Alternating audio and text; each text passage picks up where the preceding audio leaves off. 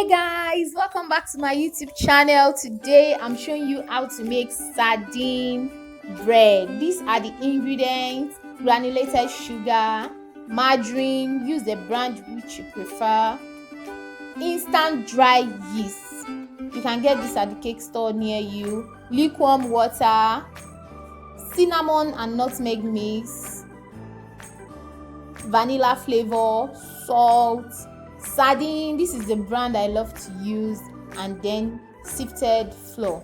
All right, for the tools we'll be needing a measuring scale, mixing bowl, measuring cups and measuring spoons, and then finally we are going to need a bread pan.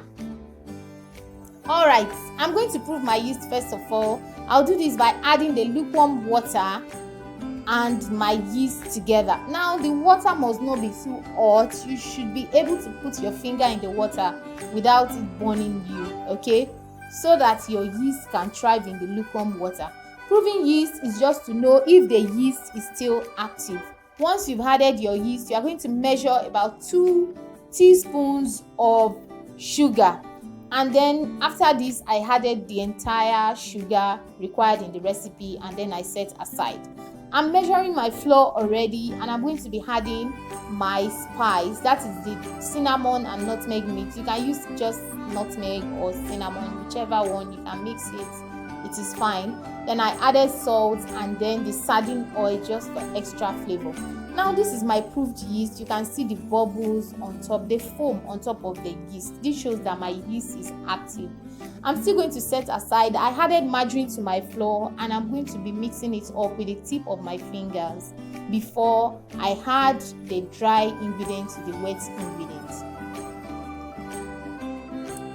Please do not add extra water to this recipe. You work with the water that is given in the recipe and you will be just fine.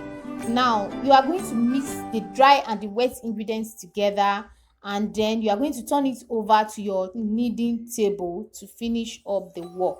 You are going to knead on the table for about 20 to 30 minutes. Please, if you are a beginner at this, you might need to knead for about 40 minutes because your dough needs to be extra supple before you stop kneading. You need to get to a stage where your dough is actually ready to bake. Now, how do you know that your dough is ready? Number one is that your dough will be smooth. You can see in the video that this dough is becoming smooth, and as you knead, the dough will become more smooth. Then it will be more soft as you knead. Another thing to look out for is the warmth of your dough. Your dough has to be warm. If your dough is cold or cool, that means you are not actually kneading.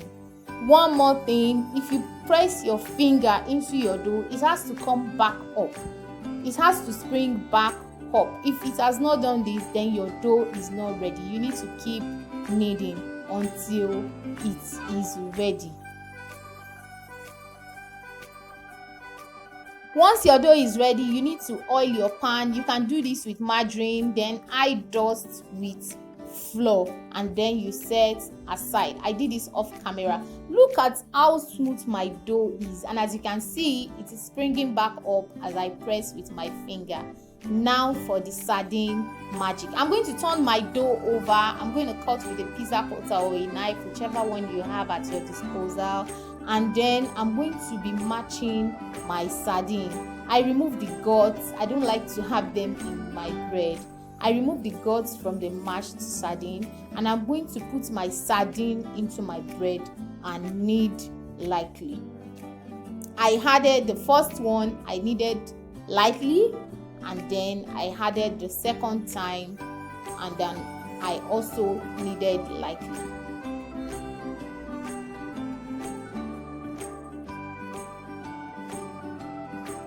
Please, your yeast has to be very active to achieve this kind of bread recipe. So you need to prove your yeast. Make sure that your yeast is active before you use it. I am adding sardine again to this dough, and I'm going to knead slightly again. Please do not knead to the extent that your sardine will come out of your bread. Just knead slightly, because I do not like when the sardine is almost completely disappearing into my dough. I want to avoid that, so I need slightly, and then I'm going to set it into my pan. If you have never kneaded dough like this before, you might want to try a smaller quantity of this recipe. Probably you can half the entire recipe. I'm going to leave this to rest for 45 minutes, and then it's going to rise in my pan. Then I'll bake for another 40 minutes.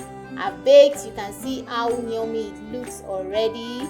Thank you for watching. Thank you for subscribing to this channel. Please feel free to comment. Let me know what you think. Let me have your questions, and let me know what other recipes you would like me to try out on this channel.